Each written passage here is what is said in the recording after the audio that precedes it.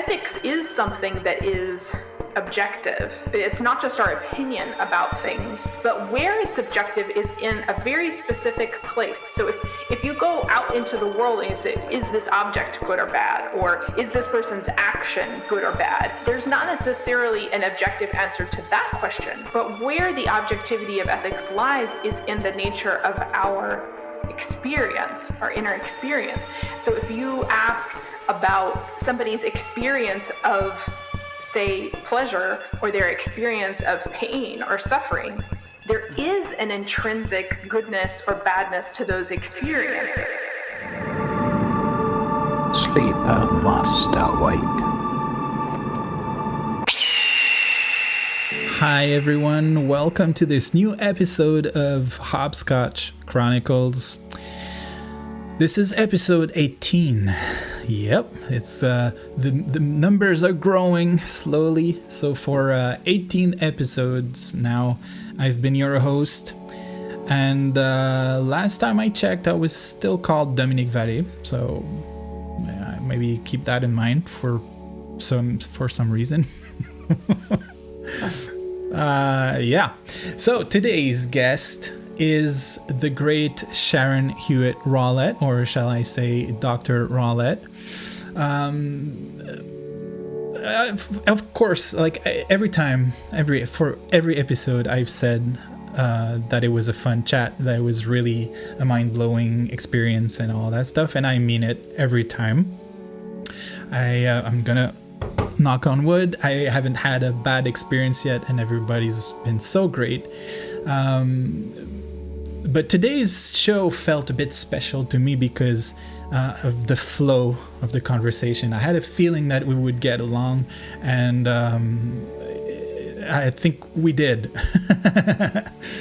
And a lot of the deep stuff like came up just naturally over the course of the conversation, and it's probably because Sharon deals with subjects that are really, really interesting to me, which are well, I was gonna say synchronicities, but that's one of the things that I enjoy about how she speaks about that phenomena, is that Sharon generally uses the term coincidence rather than synchronicities. And I won't get into deep, but I think, that term coincidence sometimes has a bad rep within the spiritual communities and the mystical adepts, because it's kind of related to this notion of randomness, which is something I think we don't really like.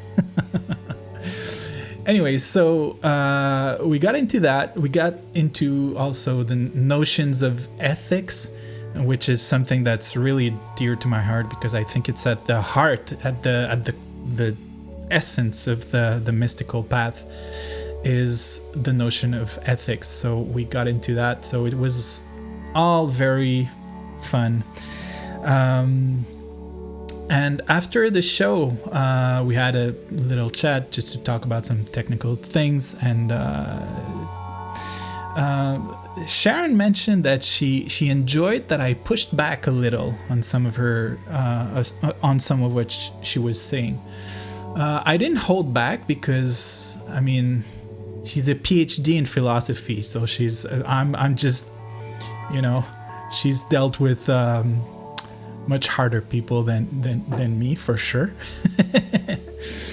And I didn't really feel like I was pushing back that much, because it's just me trying to make sure I understand what she says and trying to reconciliate and kind of trying to blend what she's suggesting with my personal life experience. So I always start with the notion that I don't know as much as the person who's written all the books and has been into this kind of work for many years. So there isn't much more I should say. Like, sometimes I say little news or little notes or whatever. I won't say that. You know what to do. If you like the show, click this like button on YouTube, leave comments and reviews on the podcast apps, subscribe if you will. And yeah, leave the comments. I like reading your comments and interacting with you guys, so please do. All right, so I'll just read the bio that I concocted for today's guest.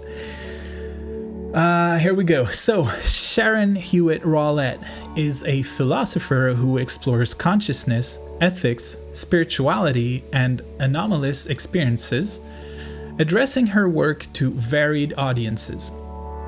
She holds a PhD from New York University with a focus on ethics, meta-ethics, and the nature of value, and is also the founder of the Mind and Meaning Institute. Mostly through theoretical work, Sharon researches the intriguing realms of coincidences and synchronicities, as evidenced by her many books and essays, including her acclaimed work on life after death. Her diverse background from academia to personal experiences in France and beyond enriches her writing and research on deep existential questions. All right, so there you go. So without further lollygagging, let's move on with the interview.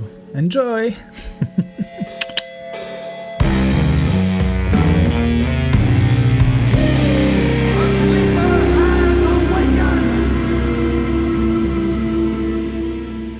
Welcome, Sharon Hewitt. I knew I would mess up your name because It's kind of a tongue twister. I'm sorry about that. it kind of, but I kind of practiced it, and I was like, I'm gonna get that like A1 first time, and I know there's a lot of people struggling with.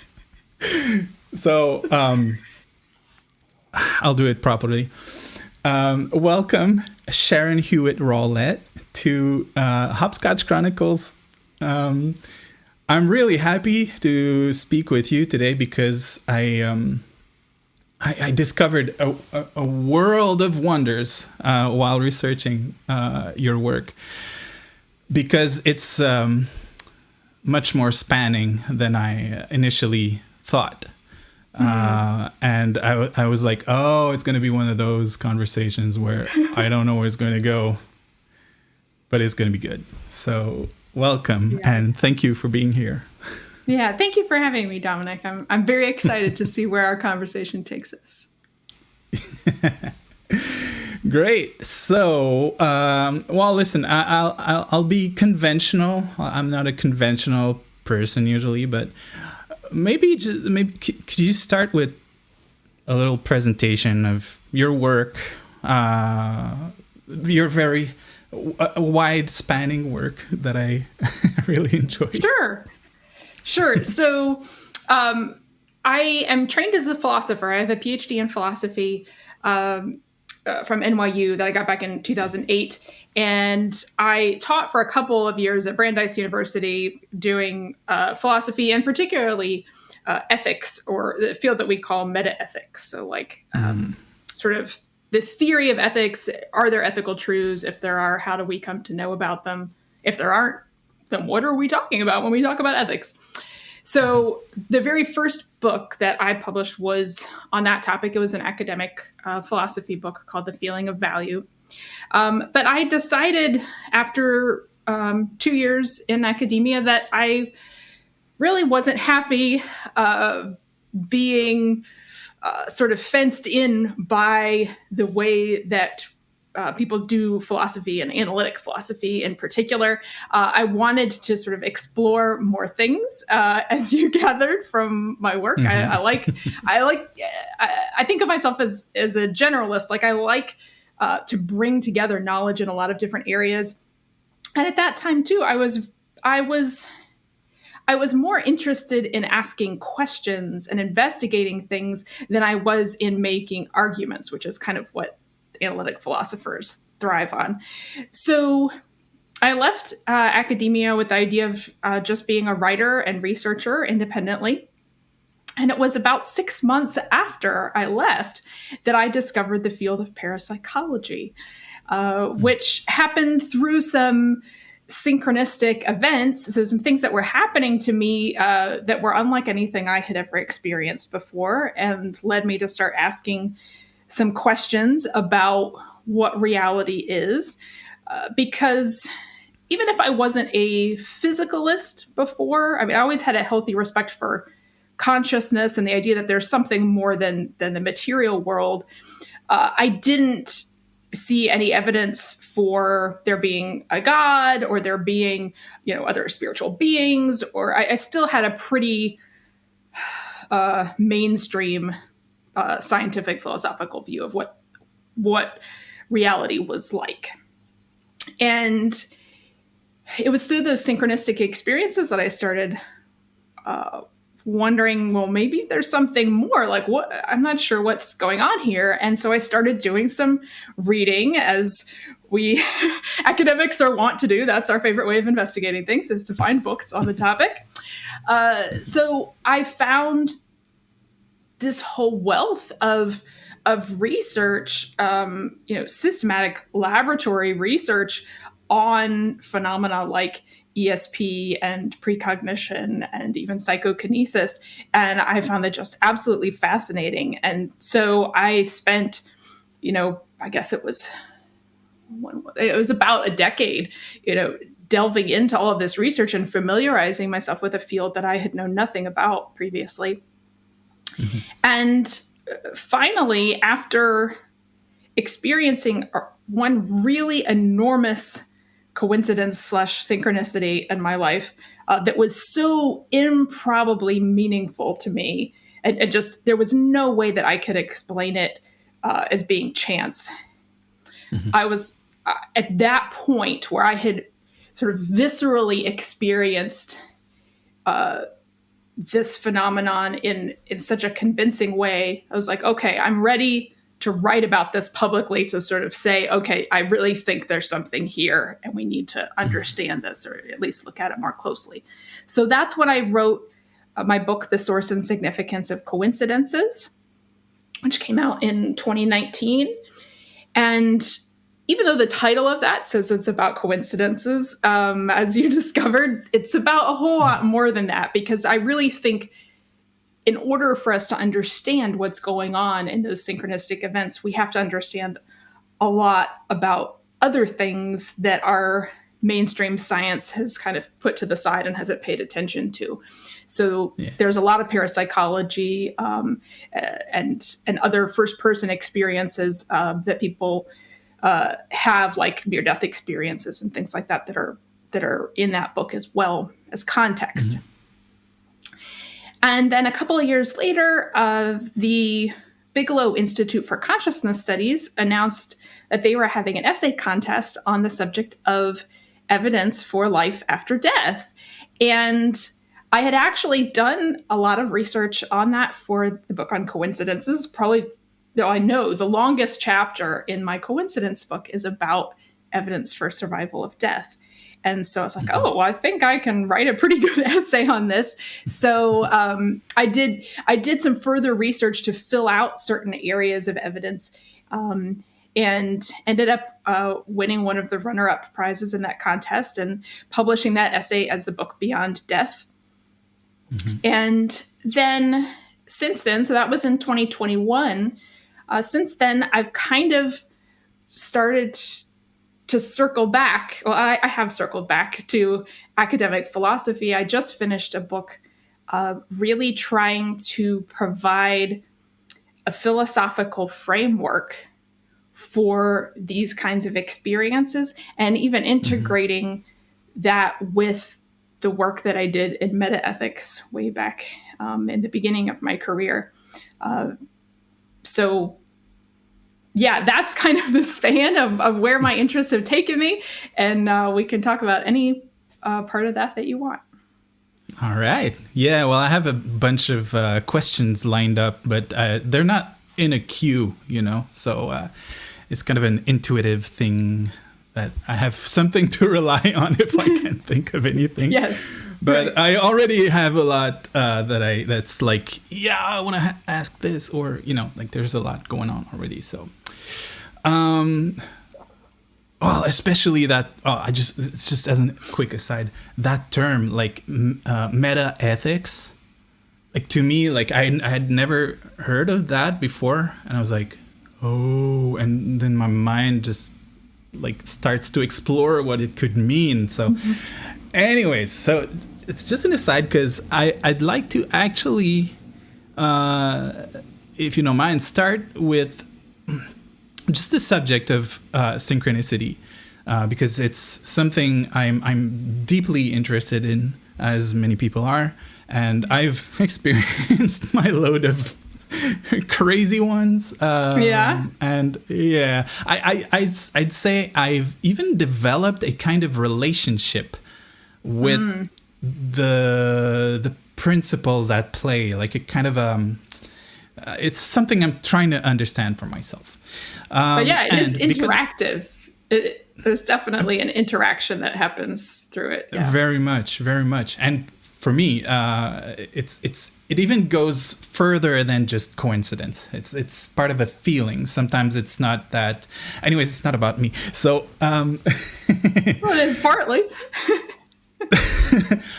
I guess, but it's just to set up a kind of a basis for the conversation when we're going to talk about synchronicity, because as I often say on the show, I see words as variables. So there's many kinds of meaning that personally we use a certain word for, kind of like in algebra, it can change the meaning from one person to another. Of course, for apple or teacup, it's pretty much the same, but something like synchronicity, it's pretty wild what we can put in there. So yeah, is there a way for you to kind of start with what maybe that's too big a question, what they are? I mean, try to define. Well, of course we don't know exactly what they are, but right. When you use the term, right. Generally, what are you referring to? What are the mechanics or purpose or principles? Is that too big a question? Well, let's start there. So actually, I tend personally to prefer the term coincidence, and that's partly because I think of coincidence as a broader term where you're staying agnostic about whether it is meaningful or whether there is something that's trying to communicate with you through it, where it's coming from. We can just talk about coincidence and say, okay, I'm having this experience of this, and then we can investigate what might be behind it and if it is ultimately significant or not. I think people tend to use synchronicity to mean a coincidence that's meaningful. Okay, so and I mean that was kind of Jung's contribution to say these are meaningful coincidences, and I think if people are noticing them, they generally are meaningful. But there are also coincidences that happen where it's like, well, those two events seem connected in a way that I can't explain, and it seems too improbable to be chance. But I don't see any particular purpose for this. I don't see why this is happening to me. In fact, I think a majority of the coincidental events that happen to people are probably in that category where it's just like, okay, I'm paying attention, but I don't know what to make of that. I don't know if there's something larger behind it. So I tend to use the word coincidence because it has that agnostic side to it. And I think it's important for us, even if we know, and I'm convinced at this point that there is some kind of higher intelligence behind a lot of the events that we experience, that there is a higher intelligence in this world than the human intelligence. That doesn't mean that the way that I'm understanding that intelligence in any particular case is accurate. It doesn't mean that if my interpretation of this coincidence or this synchronicity is accurate. So I like to kind of to stay open to the different possibilities. But ultimately, I think the term coincidence or synchronicity refers to an event that's it's not blatantly paranormal. Like it could be explained. It's not violating the laws of physics as we know them. But you have two events that are aligning in a way that is so meaningful to the person experiencing them that where their alignment is meaningful to an extent that chance is no longer a good explanation. It's very unlikely that event would come about by chance, and so you're forced to ask the question, well, what else could be behind that? What else could be connecting these two events? So it's kind of like a borderland with the paranormal. It's not blatantly in paranormal land, but it's not obviously, just the normal run-of-the-mill world that we live in. Yeah. I love it. I actually, for two reasons. First of all, I think that term synchronicity, sometimes it's kind of starting to annoy me a little because it has this aura of the magical, and for sure we live in a magical world, and I'm not denying that. I've had magicians on the show actually, but actual magicians, not illusionists. Not illusionists. So, no. Although, is reality an illusion? That's another thing. We're not going to go there. We're just manipulating the higher level of illusion that we're living in. Well, maybe that's a good definition for magic. But I digress. I mean, so this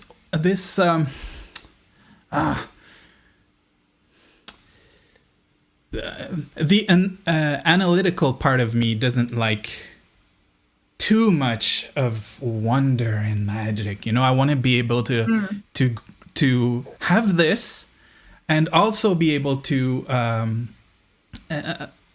apply what the magic, how the magic works in my life. And sometimes I feel when in conversations when we use the term synchronicity, some people just go, they fly somewhere else, as coincidence is a bit more down to earth. And the other reason why I love that term, and maybe you can tell me what you think about that, is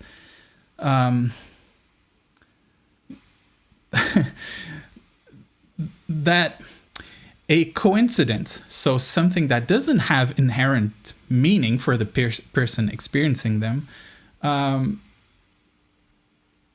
bears its load of paranormal thing too, So I think it has a bad rep, that word coincidence, We kind of relegate it to illusion or wishful thinking or it's probably most often used in the the phrase just a coincidence or a mere coincidence. But exactly. But even that phrase suggests that something could be a coincidence and at the same time be something more. So it's not just the intersection or alignment of two events, but it's their alignment because of something that's going on in the background that we haven't yet grasped. Yeah. And also this term meaning that's associated with synchronicity, we don't know what meaning is.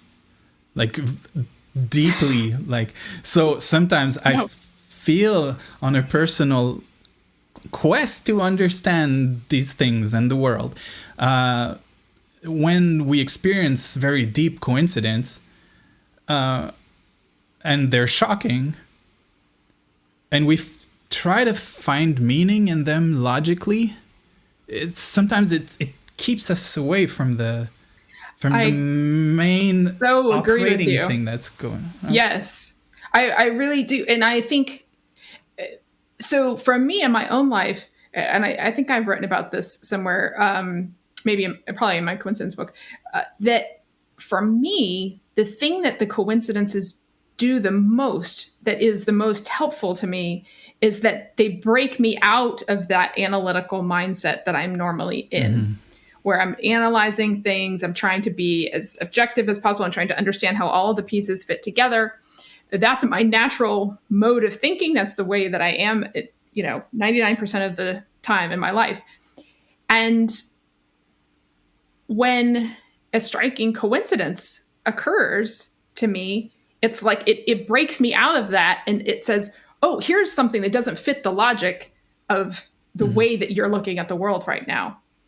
And I've come to feel over time that, I started out with coincidences by really trying to analyze them and break them down, and where are they coming from, what are they doing, how can we understand this phenomenon better. And I think there is some importance to that, some significance there. But at the same time, I think on a regular basis, when we're personally experiencing these events, the most important thing to do is not to analyze them and try to understand them down to the tiniest detail, but instead to pay attention to the feeling and the intuition that accompany the event. Because sometimes that coincidence in, something that's happening in the external world that's generally connected to something you're feeling or thinking, worrying about, it's like a flare going up and saying, look, pay attention to this, pay attention to what you're thinking or feeling right now. Just and not to say what the solution is or what you ought to do about it, but just to call your attention to the experience itself and not let your analytical mind get in the way of some other way of knowing. I love it. I think you described it at the beginning of what you just said in a very Jungian way, as in if I remember correctly, in that famous story of the golden scarab story, that's pretty much how Jung interpreted what happened. I don't know if I should tell that story to people.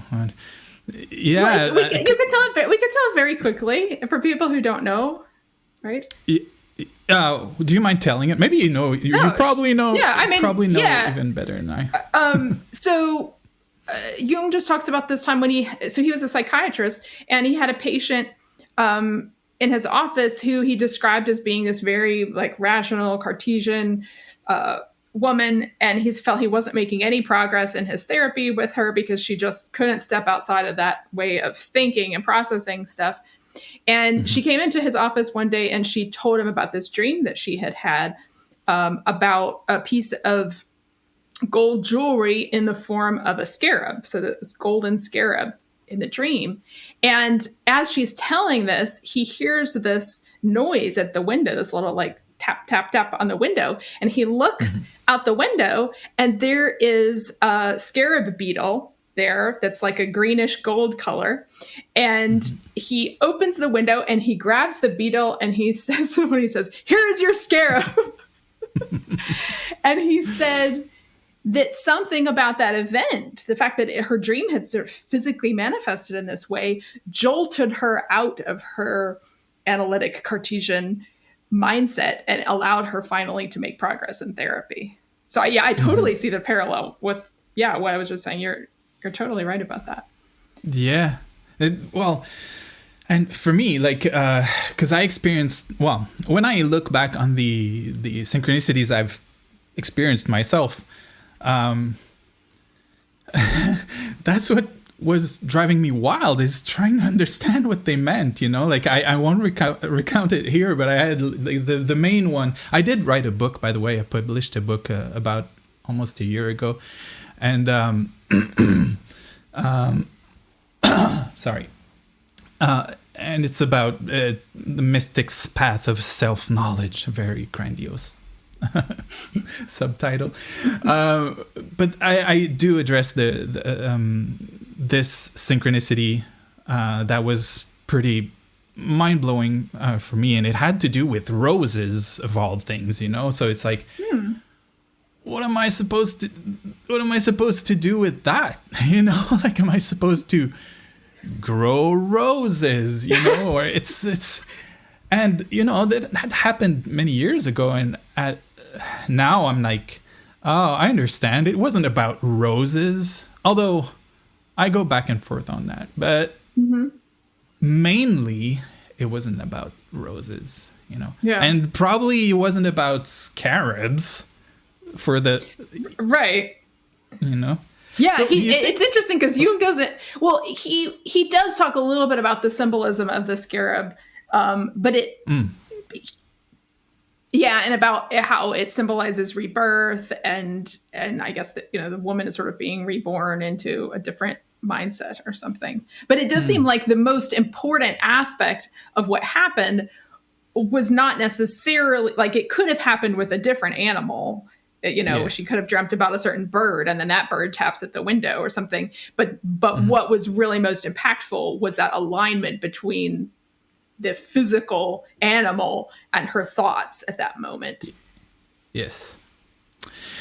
It makes me wonder. And I thought, like I'm going to ask someone who wrote a book, like a brick of a book on synchronicities and coincidences. It is a brick of a book. Yes. You can use it for a doorstop. Well, I couldn't because I couldn't put it down. Sorry. Yeah. Come on, let's be serious. It's a serious subject. It makes me wonder, though. Like, I can't help but wonder, why does it happen? Why do these things? And if there was something for that client of Jung, or for me that day with the roses thing, why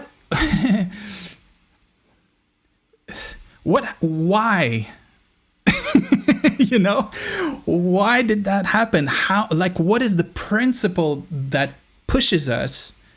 And I kind of see it as a possibly a natural evolution of humanity as a whole, I guess. Like, maybe we're developing a new sense, basically. And because I don't know, why, Sharon? Why do they happen? So I will say that I'm a little skeptical of people saying, well, we're developing some new capacity, because there are a lot of people and a lot of people that I very much respect who are saying things like this, like humanity is sort of evolving to a new stage or something. And I'm very skeptical of that, because I think this is a phenomenon that has existed as long as we have written human history. And it was probably something that was much more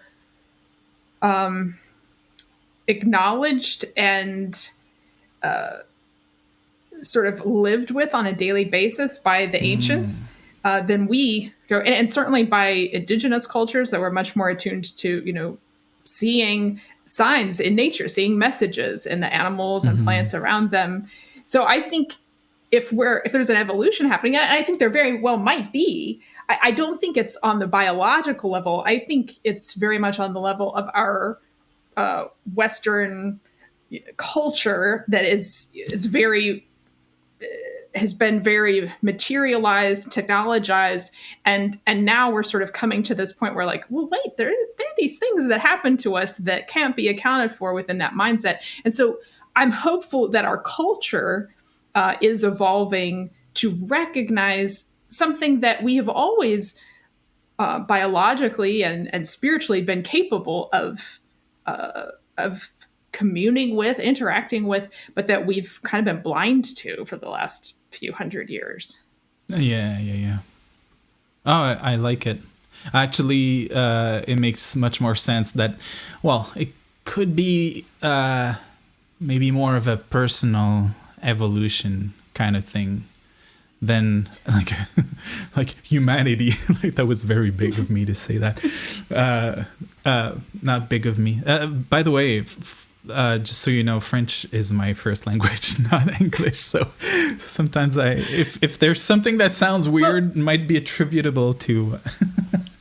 Well, that's cool because actually, so French is my second language, but there are a lot of times when French phrases come into my mind first in interviews like this too, and I'm like, I just want to use the French word, so I will feel free in this interview to say that, and you feel free to use French words, and we'll translate them for the audience. That's like a dream situation for me, because sometimes I have this word, I say it out loud, like during interviews like that. I say it in French. I'm like, now we can collaborate. That's amazing. Yeah. No, I know where you're coming from. Great. All right. So where was I? I had somewhere. So we were talking about the evolution of humanity. Yeah. And maybe it's more of a personal evolution, you were saying. I guess so. I mean, because I'm still wondering, like, why, what is the mechanics behind that? And actually, like, it's already very complex to understand, but I'm going to make it even more complex right now. Because, okay. We often talk about this phenomena of coincidences and synchronicities as like just this one thing, that we're trying to understand, this one principle. But someone whom I've interviewed recently, actually, who you might know of, threw like a big wrench in that model of mine that I was working on in my head of what are synchronicities, and it's someone named Eric Wargo. So I don't know if you know of his work, but he's really into dream work and precognitive dreaming, and in preparation for the interview with him, I did do some dream work. And according to some of the principles he talked about in his latest book about precognitive dreaming. And it threw a wrench in the whole synchronicity thing, because I experienced some of the wildest things that I normally would have called synchronicity, but were very clearly precognition in that case.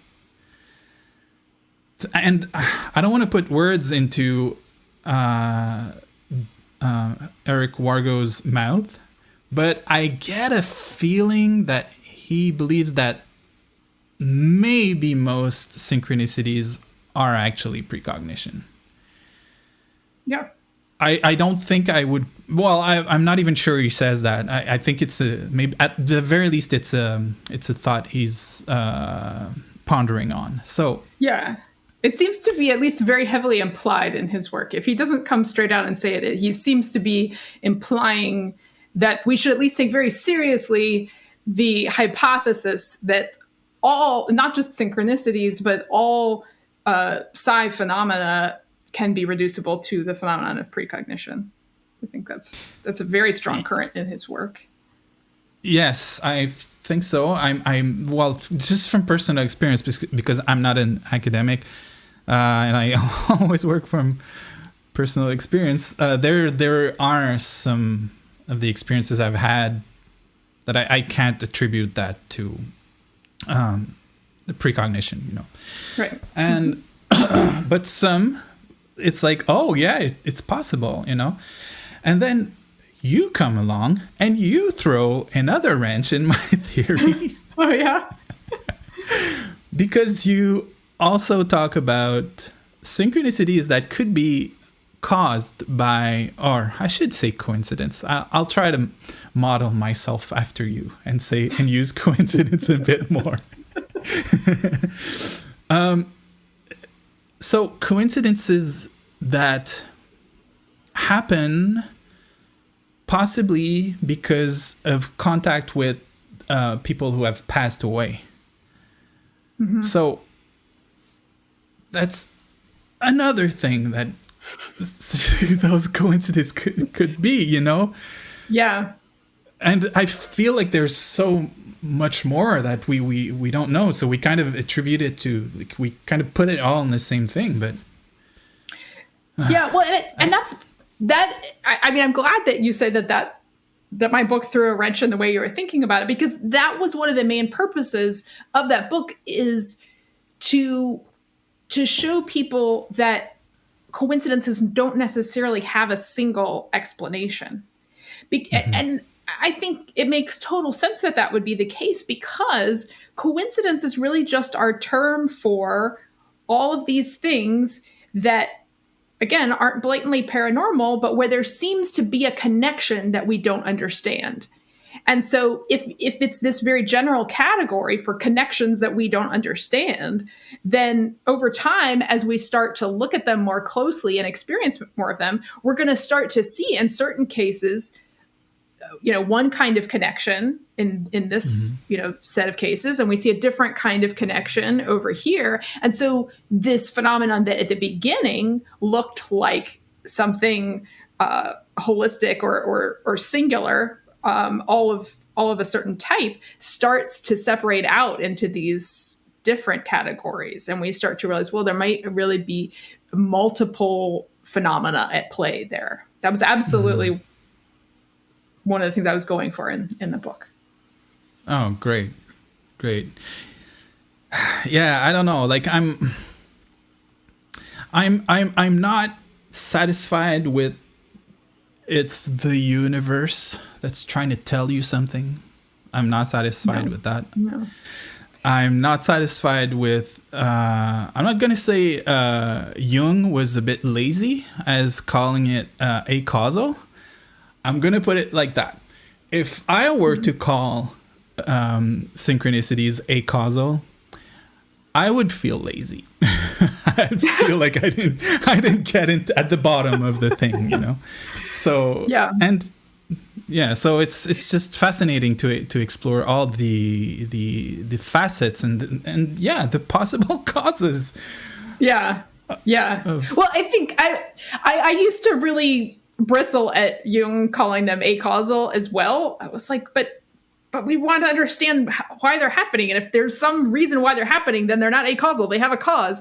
But I think that he was trying to get at more that they don't have a spatiotemporal cause the way that we normally think of it. So they don't have that specific kind of local cause, or they're not part of the phenomenon of efficient causation, the way philosophers like to say. But there's some other kind of causality, and he maybe unfortunately put it in terms of a causality.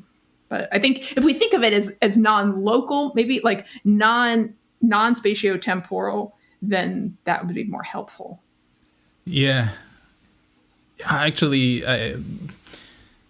I think to gain, at the very least, a personal understanding of what's going on, or to have this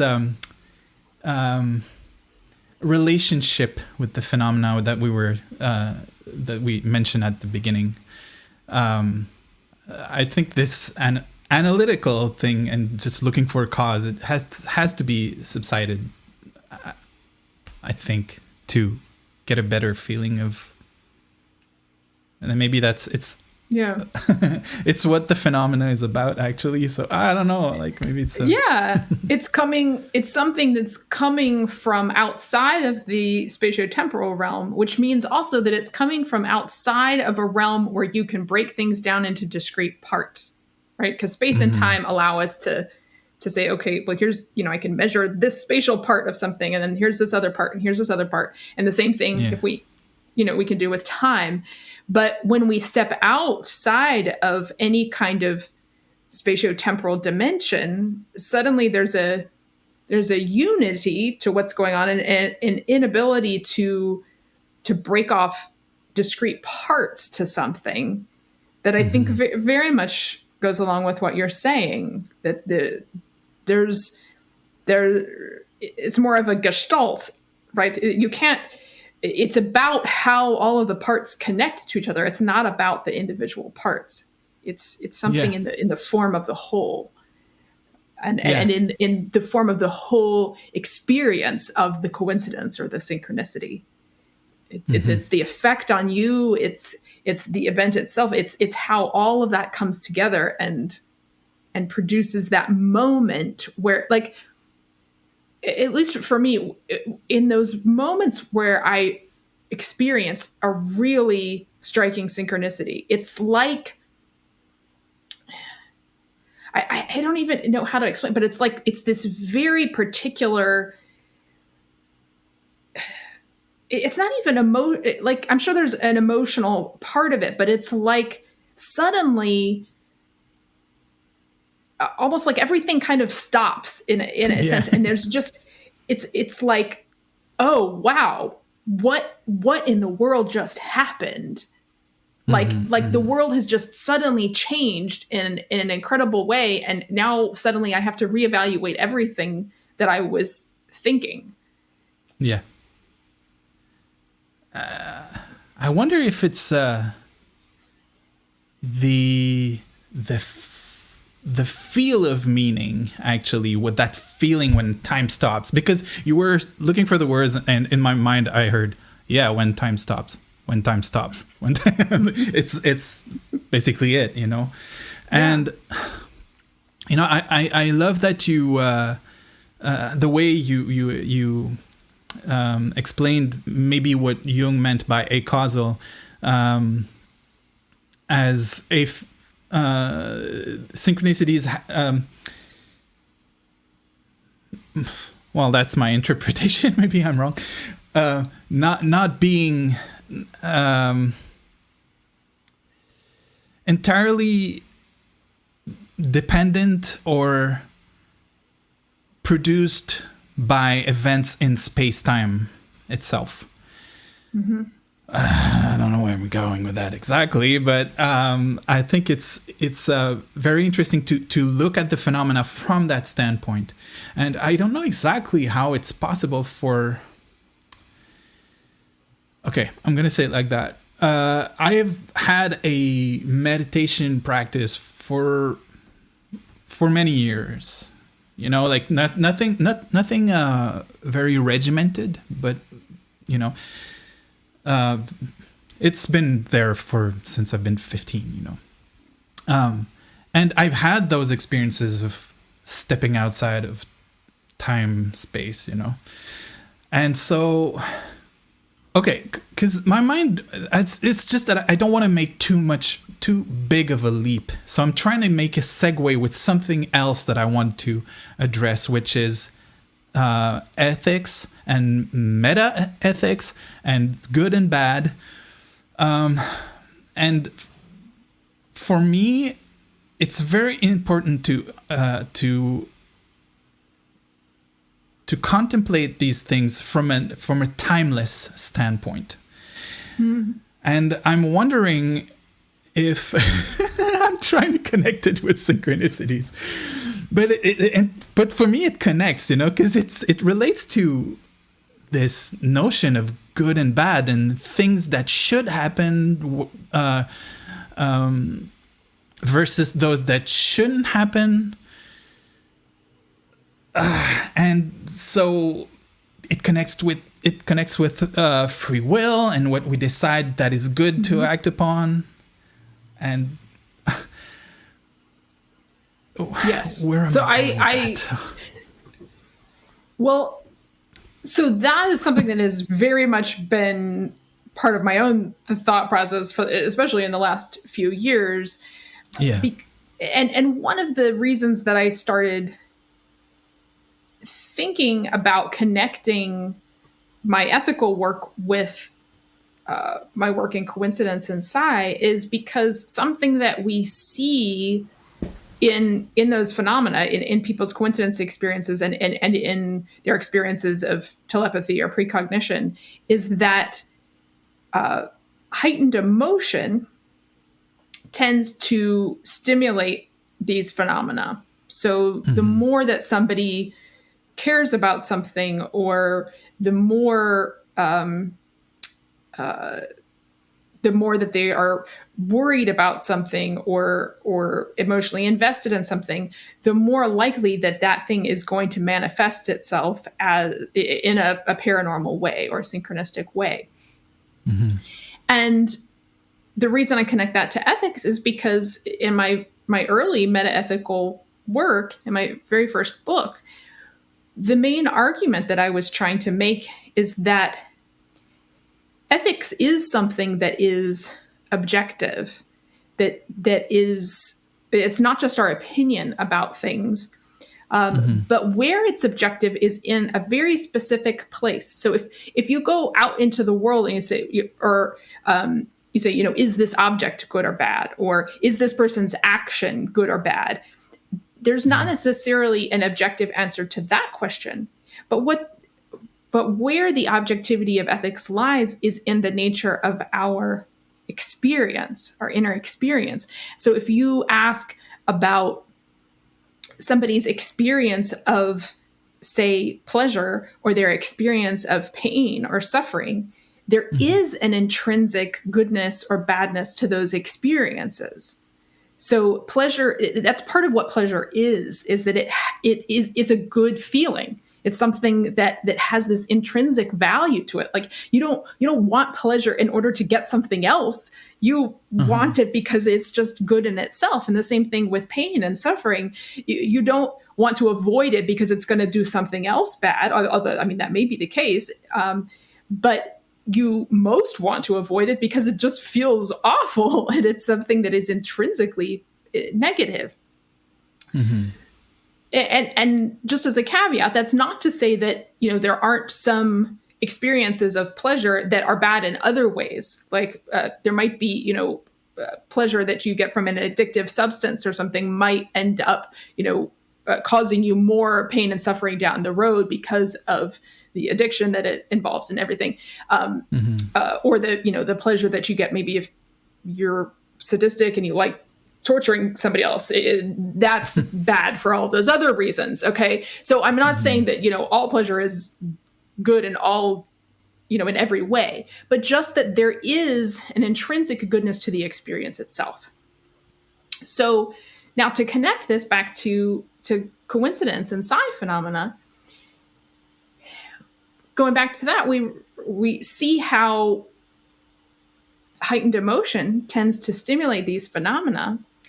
And so the sort of light went on in my head to say, okay, well, if that's where intrinsic objective value lies, is in those positive and negative experiences, those positive and negative emotions that we feel, then it makes total sense that the more positive experience there is, the more that will tend to cause some effect in the external, some paranormal effect in the external world, or the more intense suffering somebody is experiencing and needs the more intense need they have to get rid of the suffering, the more likely it is that events are, going to magically coalesce in such a ways to provide a solution and a way out for them.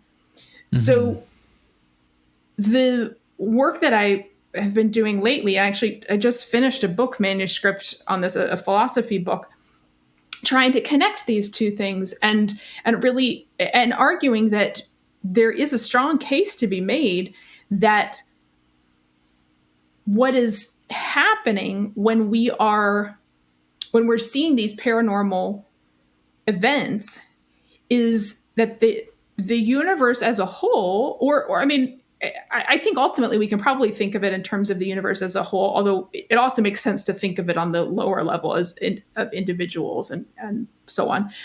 But that what's happening is the universe is trying to actualize those positive experiences over the negative ones. And obviously, it has some barriers and restrictions that it's working within, but it's working towards creating more of those positive experiences. And it ends up using whatever means are most available in a particular situation. So I was actually thinking about this when you were talking about the roses in your synchronicities at the beginning of our talk. You're like, why roses? Sometimes I think that the specific way that synchronicities manifest for us has to do with what's most available in our environment, what is going to be the easiest way for the universe to kind of align the different events in a way that makes us pay attention and solves whatever issue it is that we're dealing with.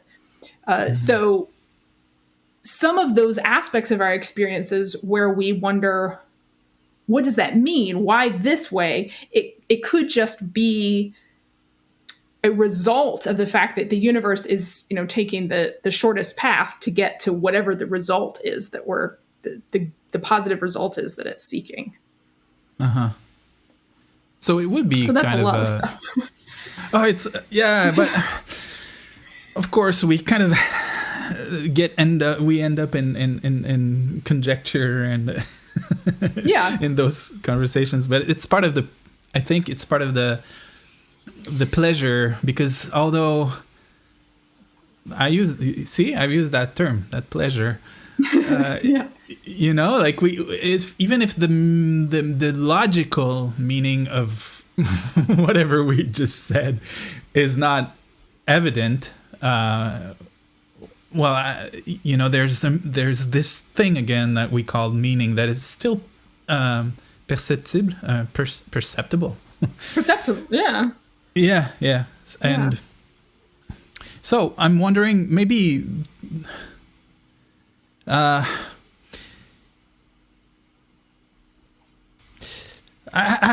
still have trouble with the idea of we're just looking for to go towards pleasure like naturally.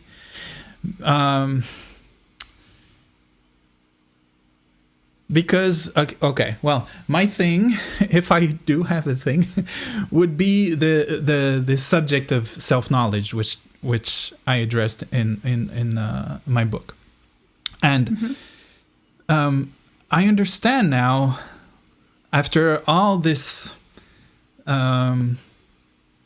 tearing apart of my own self and looking at the little cogs, and that it's not as easy as we're just trying to go for the things that are enjoyable and steer away from the things that are painful.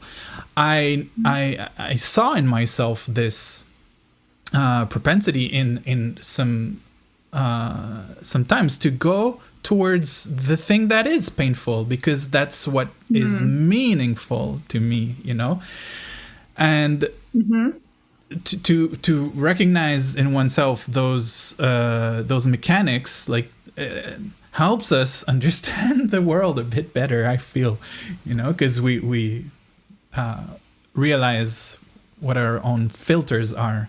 So I agree. So let me just ask. Yeah. No, go ahead. Go ahead. I'll save my question for the end. Okay. Well, I'll make it quick. I agree that there's a natural principle to go towards life. The gazelle runs from the lion because it wants to stay alive, and the lion wants to kill the gazelle because it wants to stay alive. So there's this life and this that is natural for us, so we tend to go towards the thing that will keep us striving and alive.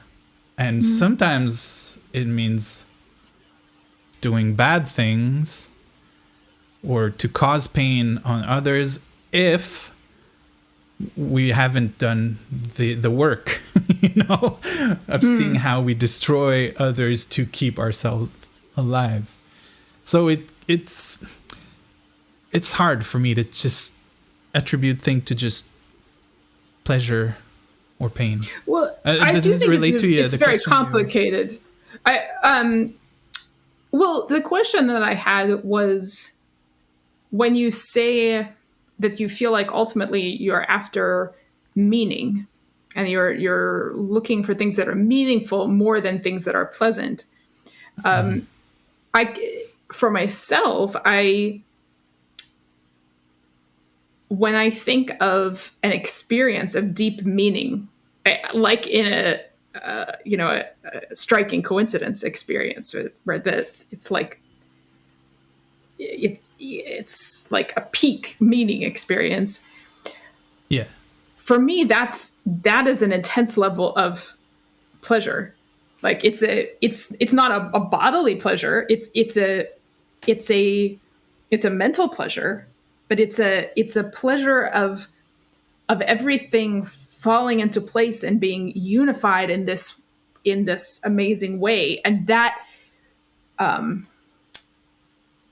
like I feel like it's the extreme pleasantness of what it is to feel something meaningful that is ultimately what's attracting me to it. Because like meaning in itself is, well, yeah, we said we're never going to be able to define meaning, but so that's a whole other can of worms. But I can conceptualize like a way that we could define meaning, right? As it could be something negative. It could feel negative to us. Like why does the feeling of meaning or discovering meaning, why does that feel pleasurable to us rather than painful or negative? And if it felt negative, would we still strive for it? So my question to you was, what is it about meaning that attracts you, and is there a feeling for you to the experience of finding meaning, discovering meaning? Well, first of all, I should clarify that when I say, I realize that I go towards things that are sometimes painful but are meaningful. It's not a conscious thing. It's something I observed in my behavior, you know. Mm-hmm. So that's one thing. But then and I don't know if you can relate to that, but this time time stopping thing that happens when we get the crazy. The only other times that I've experienced that in my life were when I've experienced traumatic events. Without going into details. I did have a car accident with my stepdad when I was a teenager, and of course, it was an accident, which by definition is not intentional, but it was me that caused the accident, you know? And that moment when everything just stopped and became extremely clear, has a similar feel to, I have a good example actually, to something that I knew was life-changing at the moment I experienced it, was the eclipse that just happened. The solar eclipse, because where I am in Montreal, we had a full eclipse. There was for almost a minute we could actually remove the glasses and just look at what happened. And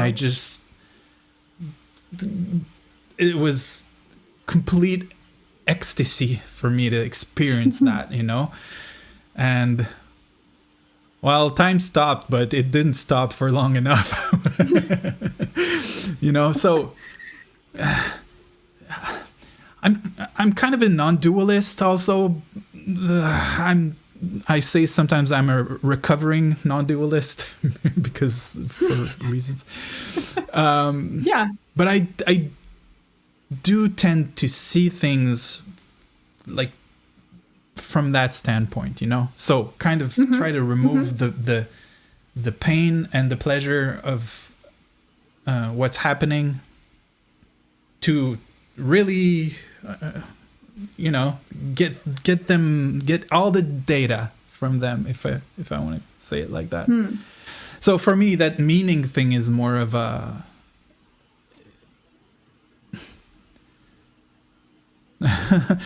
it's objectively true, but it's also maybe by its nature, it's impossible to put into words.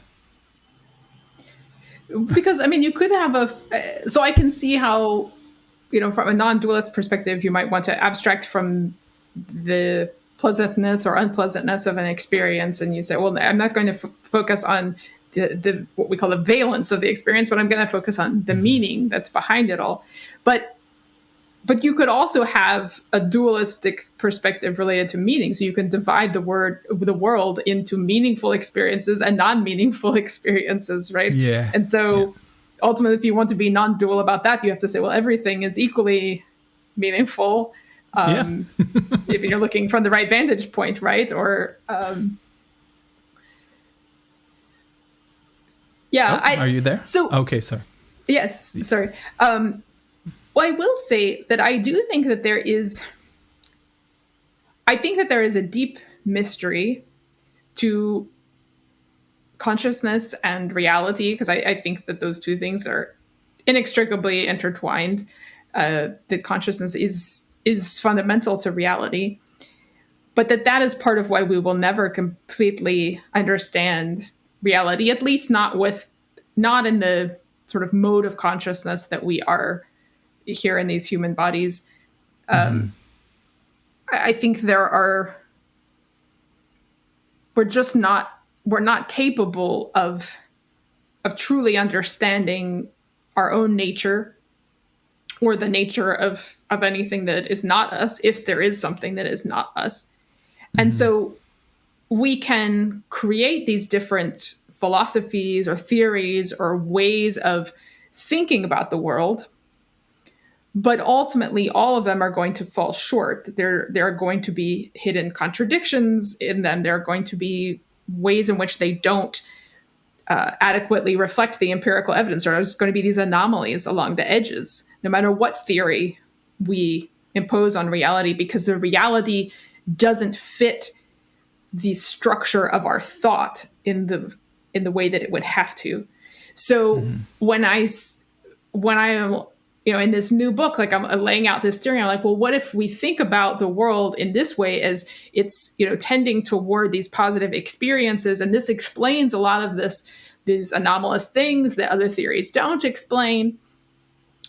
At the same time, I don't think that it's going to be an ultimate theory of everything either, because it's going to have its own limitations, the things that it can't explain. But I think it's important, nonetheless, even though none of these theories is ultimately going to be adequate to reality, because it's a theory, it's not the reality itself. And only the reality itself will fully reflect the reality. But it's important as thinkers and philosophers and scientists to develop alternative theories, alternative ways of thinking, if only to show that the one that is so common within our society today, that's not the only way. And to maybe even become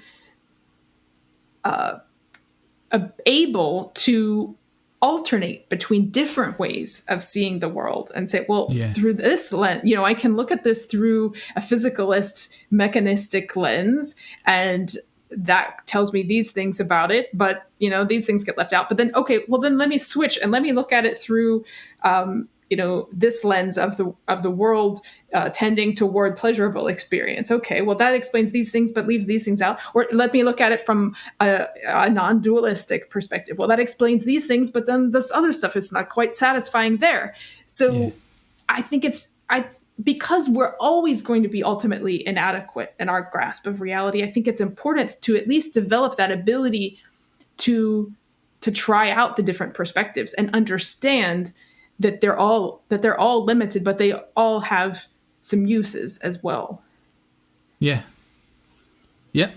I mean, you talk about philosophers and scientists, but for me, without a high school degree, for my day-to-day life, my understanding of life, it's important to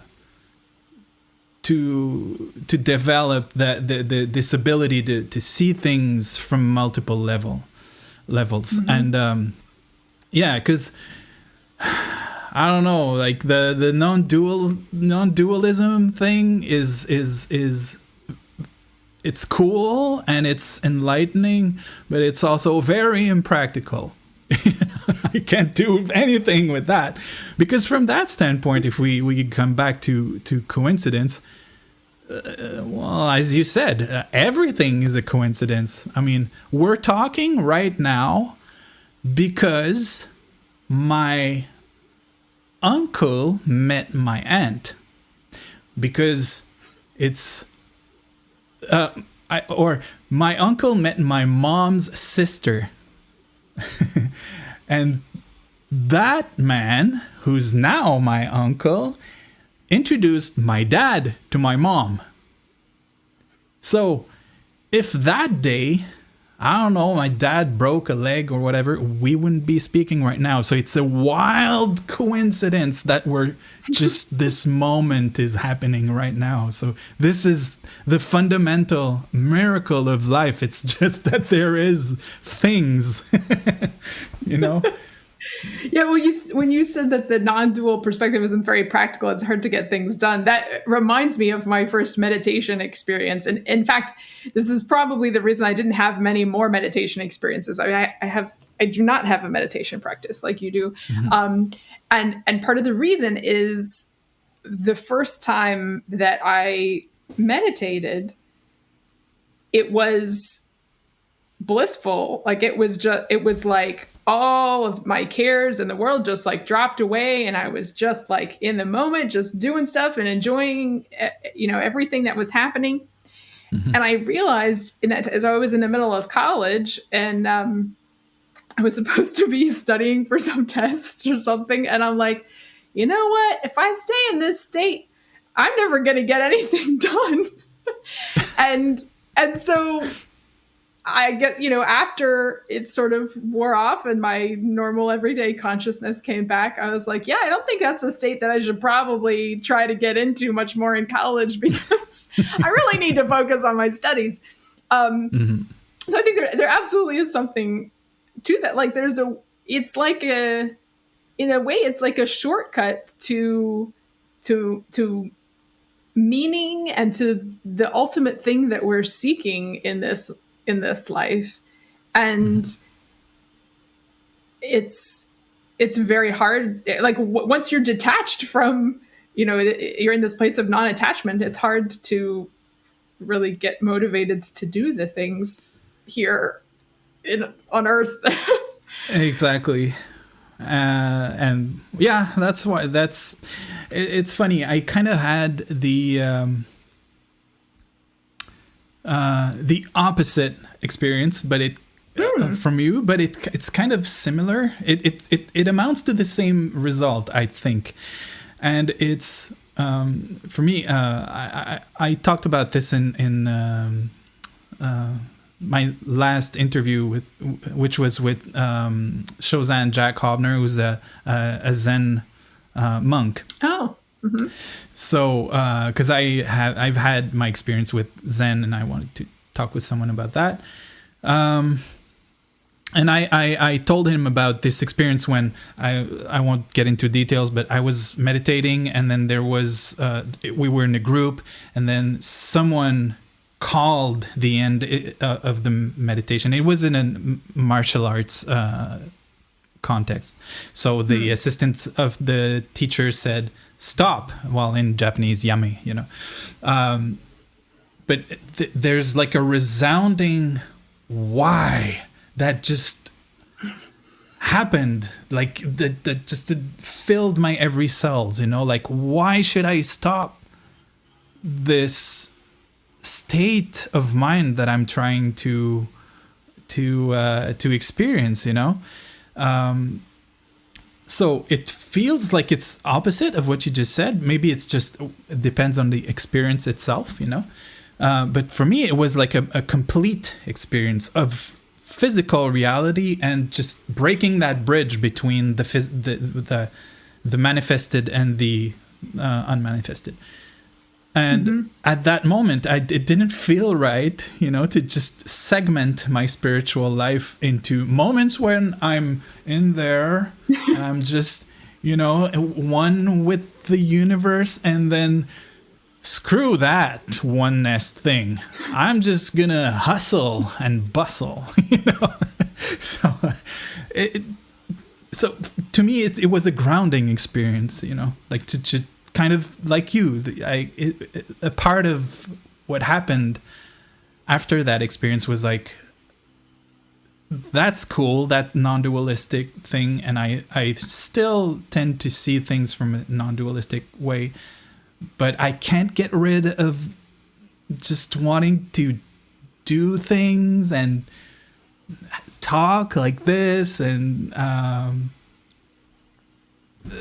pet cat and So I mean, from my own perspective, which and my own perspective is built up from a lot of listening to near-death experiencers and or people who remember existing before they were born and remember something about why it was that they decided to come from this state of consciousness, which I think is much closer to that state that you're talking about, that more non-dualistic consciousness, a meditative state, and decided to have this experience of being human and going through all these things, petting the cat and all of the things that we go through in our life.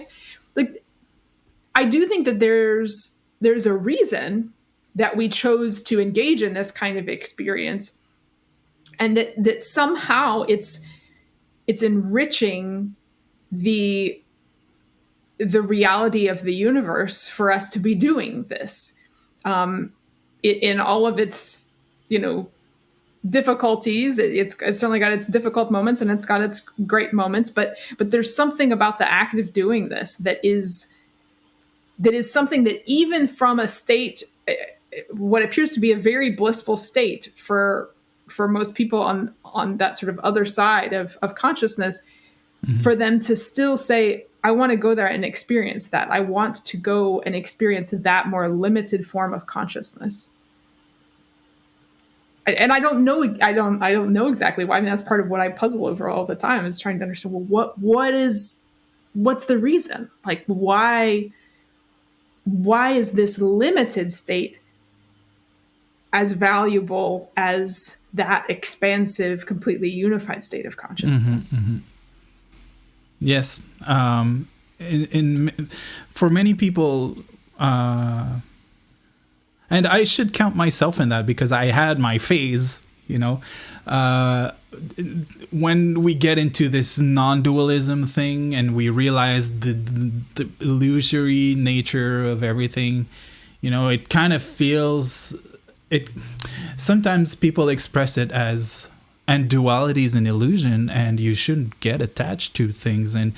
But I've never really met anyone who's really living up to that, It's kind of like the same thing with the deterministic stoicists, like that say that if we don't have free will. So you say that, but you still get angry if you still live like people are making choices. Yeah, so it's kind of a useless idea in a way, but I don't know. It could be important and meaningful, even though it's useless. Well, I mean, maybe this takes us back to the idea that we need the different perspectives. Like, the idea of complete determinism is useful in some ways, but it's not the complete truth.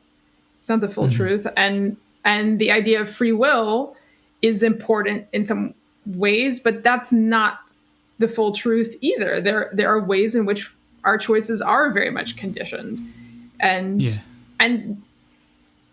and we probably can't ever know, even ourselves, like as the people making the choices, we can't always, or maybe can never know what aspects of these choices that I'm making are really me bringing this into being, from nothing, or are just the product of my childhood and the things that I was taught and the choices that I've made as an adult and all the other, the books I've read and the podcasts I've listened to. Like, it's all coming together in this moment and creating my choice.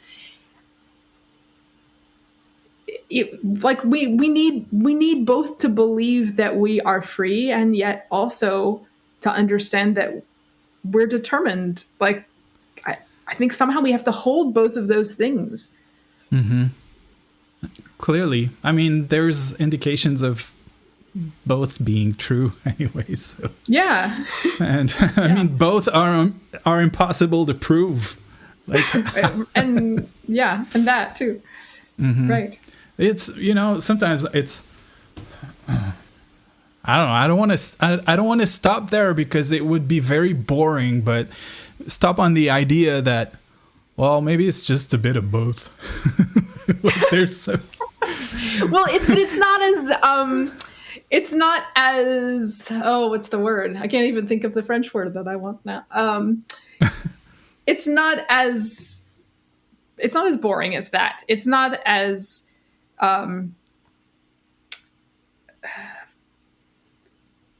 banal. Maybe that's the best word. It's not that it's a little bit of both.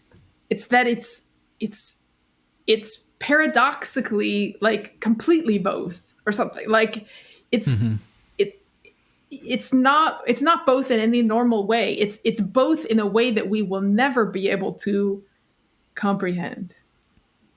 Yeah, or at least put into words, because there are some experiences. I don't know. Yes, no, I think you're right. I think that there is the possibility of having an experience in which you can understand that, but it's not necessarily something that you can communicate to someone else. Who knows how many experiences are out there that neither of us have ever had, that maybe no one that we know has ever had, and yet are awaiting us somewhere out there. I'd even go, and maybe that's the Zen guy in me, but I'd go even one step further, and because maybe sometimes we experience twice the same thing, and but it feels different every time. So it's not even just a matter of I think even what some people call enlightenment experiences. I've been listening to a lot of people talk about that. I think I've had my own with a small e enlightenment. I don't know about the big E. Maybe it exists. I don't know.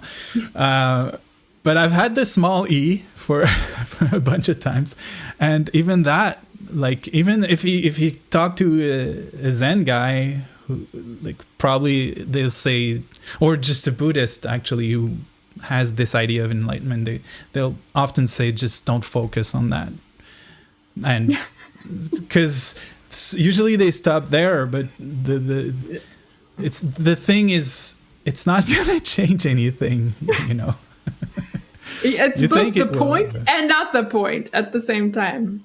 Exactly. It's the goal and it's not the goal. I didn't think we'd end up on a paradox like that. It's really cool.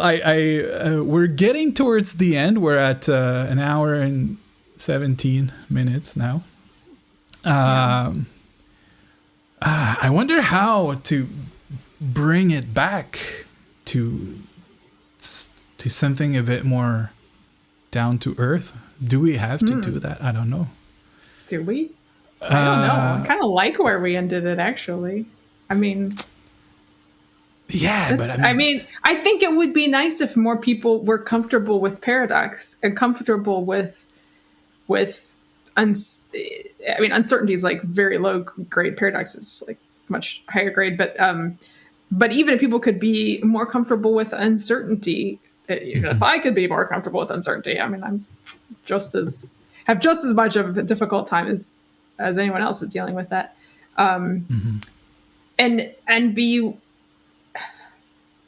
more interested in just exploring and trying out different ways of thinking, and not having to take them on in a religious sense where you just, okay, well, this is the truth, and now I'm going to order everything in my life according to this. But just to say, okay, well, let's take this as a working hypothesis and let's see what happens and explore that for as long as it's useful. And then when it seems useful, you switch and you try something else. Like, I think we would know. Well, I think our current society would be in a much better place. Certainly our relationship with the environment, the other animals and plants that we share our planet with, I think would be in a much better place if we weren't so focused on a specific way of understanding this physical world that we're a part of, and we were just a little more relaxed and playful in our approach to our life and our interactions with others. Yeah, relaxed and playful. That's playful. That's it's. I think it's a key term actually that we don't really understand how important that state of mind is actually, because to a lot of people it's good. It's a good thing being playful, but it's just being doing mindlessly. Yeah, it's just useless, Yeah, like, well, for some people it's a release and you just don't think about things. Oh, yeah. You don't take anything seriously. Right. But for others, it's an escape. Yeah. And it's for some it's a good thing. They say it's a good thing, and for others this view is very bad. And it's, no, I'm a very serious person. I'm not. They kind of equate playfulness with childishness or immaturity. So they're very serious, So. Yeah, it's interesting to me doing this show, and well, just listening to a lot of podcasts and reading. I'm a very, very slow reader, so I do read, but it's very demanding for me. But just all this experience, and also as I was saying, the podcast, talking to people from all these different approaches, like a magician, a Zen monk, a Gnostic, a Taoist priest, someone who does research in precognitive dreaming, and this we all get to this same fundamental curiosity drive that I think you kind of got to just right there, like entertaining this ability and attitude of seeing things from different perspectives. Yeah, you're living that out on your podcast, and you're helping other people live that out by bringing that diversity of worldviews to them. Yeah, I hope so. That's what I did before we. That's what I tried to do in my book. Actually, is just get people to ask questions. It's to me, absolutely. It's whether you got multiple PhDs or you're someone who's been meditating in the Himalayas for 20 years in the cold, barefoot in the snow. If you can't question yourself,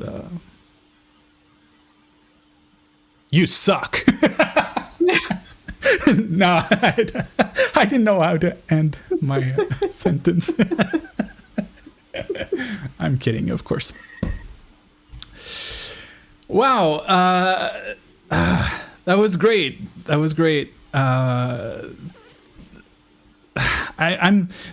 the thing. I'm a very sensitive person, and when I get super excited like that, I'm speechless. I don't know how to express it, so I talk too much, and so I'm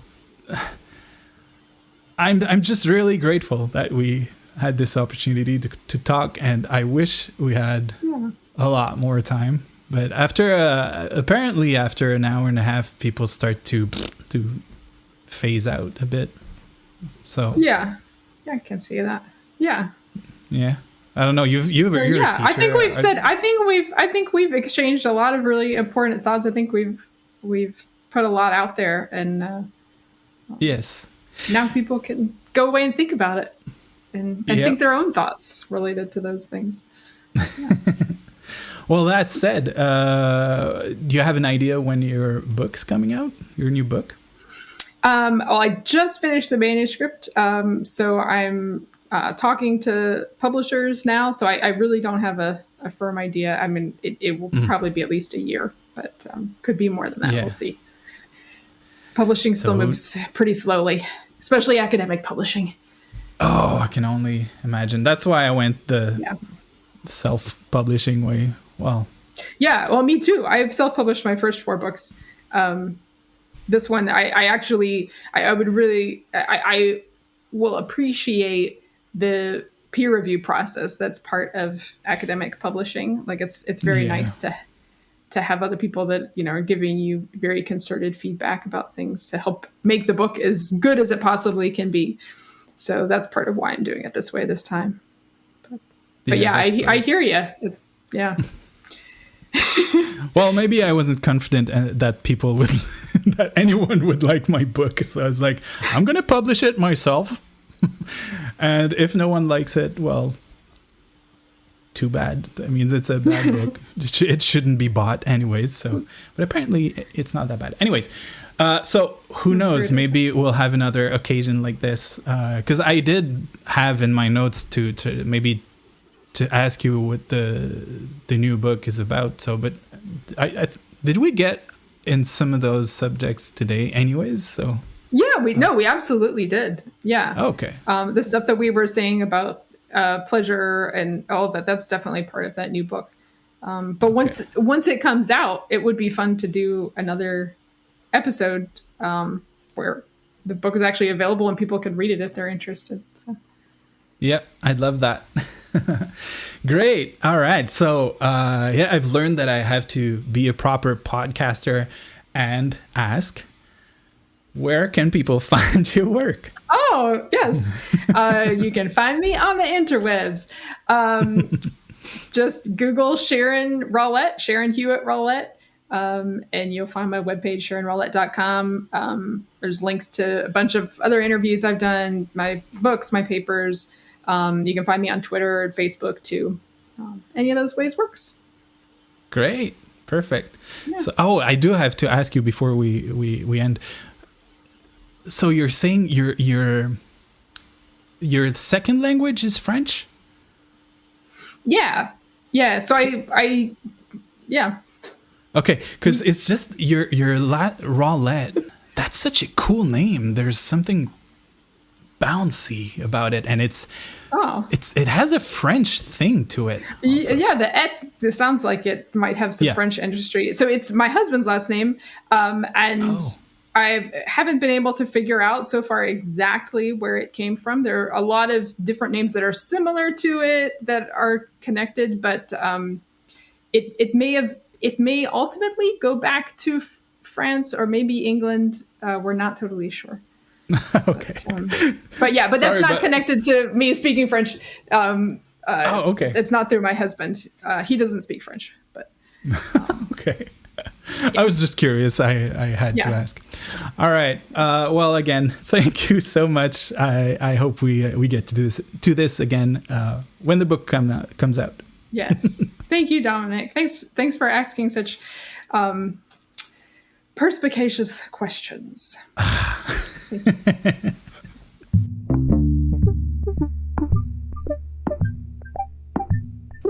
So you've made it to the end of this Hopscotch Chronicles podcast episode, and I hope that you've enjoyed it as much as I've enjoyed doing it.